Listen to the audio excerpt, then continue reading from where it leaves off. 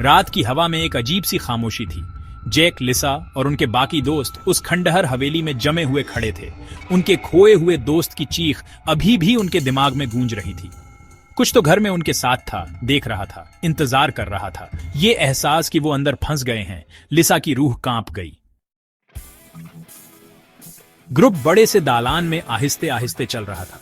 उनकी टॉर्च की रोशनी टिमटिमा रही थी। छाया पुरानी दीवारों पर नाच रही थी, हरकत का भ्रम पैदा कर रही थी। वे मुख्य सीढ़ियों पर पहुंचे। उनकी लकड़ी की सीढ़ियां उनके डरते हुए कदमों के नीचे चरमरा रही थीं। हमें मार्क को ढूंढना है। हमें साथ रहना होगा, अब अलग नहीं होना है। हवेली कराह उठी, मानो उनकी मौजूदगी का एहसास हो। ऊपर से अचानक एक आवाज आई जिससे सब चौंक गए। भारी सांस लेने की आवाज, कर्कश और अमानवीय, गलियारे में गूंजने लगी।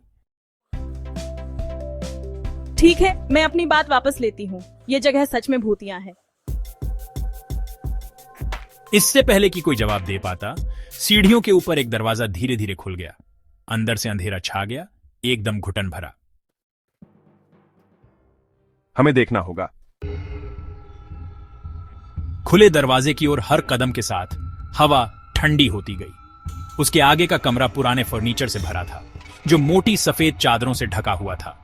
उनकी टॉर्च की टिमटिमाती रोशनी मुश्किल से कोनों को रोशन कर पा रही थी, लेकिन कमरे के बीच में एक पुरानी हिलती कुर्सी अपने आप आगे पीछे हो रही थी। कोई है? एंटिटी बीओ, तुम्हें यहाँ नहीं होना चाहिए। वो क्या था? कमरे में परछाई गहरी हो गई, कुर्सी की ओर बढ़ने लगी। एक झुकी हुई आकृति दिखाई दी। उसकी त्वचा पीली और हड्डियों पर पतली सी चिपकी हुई थी। खोखली आंखें उन्हें घूर रही थीं, काले गड्ढे जो अंतहीन लग रहे थे। भागो। जैक ने एक पल भी नहीं गंवाया। उसने लिसा का हाथ पकड़ा और वे सब कमरे से भागे। दरवाजा जोर से बंद कर दिया। दीवारें कांपने लगीं जैसे ही एक अजीब सी चीख हवा में गूंजी। दालान से नीचे भागते हुए उन्होंने एक और सीढ़ी देखी जो तहखाने की ओर जा रही थी। यही एक जगह थी जहां उन्होंने अभी तक नहीं देखा था। वे हिचकिचा रहे थे, लेकिन उनके पीछे भारी कदमों की आवाज ने उनके लिए फैसला कर दिया। वे सीढ़ियों से नीचे भागे, एक कमरे में दाखिल हुए जिसकी दीवारों पर जंग लगी जंजीरें और टूटा हुआ फर्नीचर था। कमरे के बीच में जंजीरों से बंधा हुआ मार्क था। उसकी आंखें दहशत से फैली हुई थीं, उसका मुंह बंद था। ये एक जाल है। तहखाने का दरवाजा बंद हो गया। मंद रोशनी टिमटिमाई और फिर अंधेरा छा गया।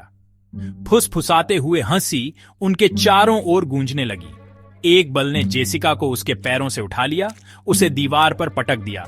अंधेरे में घसीटे जाने से पहले उसने खून जमा देने वाली चीख निकाली। हमें यहां से निकलना होगा। मार्क, वीओ, हम लड़ेंगे। हंसी गुर्राहट में बदल गई, कर्कश और राक्षसी। अंधेरे से वो आकृति निकली, उसका विकृत रूप उन पर मंडरा रहा था। दीवारों से काला खून बह रहा था, परछाई जीवित नसों की तरह धड़क रही थी। जाओ अभी। लिसा हिचकिचाई लेकिन भाग गई। मार्क भी उसके पीछे चला गया। उसका हथियार उस प्राणी के गंदे रस से टपक रहा था। वे दरवाजे पर पहुंचे, लेकिन इससे पहले कि जैक बाहर निकल पाता, उस आकृति के सायेदार हाथों ने उसके पैरों को जकड़ लिया। नहीं।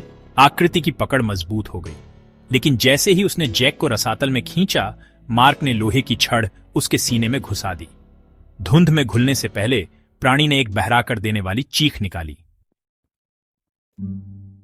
हाँफते हुए तीनों बचे हुए लोग तहखाने के दरवाजे से बाहर निकले, सामने के प्रवेश द्वार की ओर दौड़े।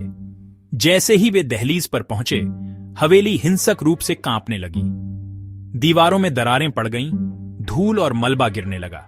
जैसे ही घर गिरने लगा, आत्माएं तड़प कर चीख उठीं।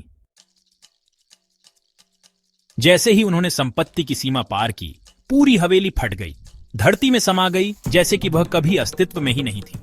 उसके बाद की खामोशी बाहरी कर देने वाली थी। फिर कभी नहीं। चलो घर चलते हैं। जैसे ही वे चले गए, उनमें से किसी ने भी हवा में फुसफुसाते हुए फुसफुसाहट पर ध्यान नहीं दिया और न ही खंडहर से उन्हें देख रही सायेदार आकृति पर। बुरा सपना खत्म हो गया था, या था?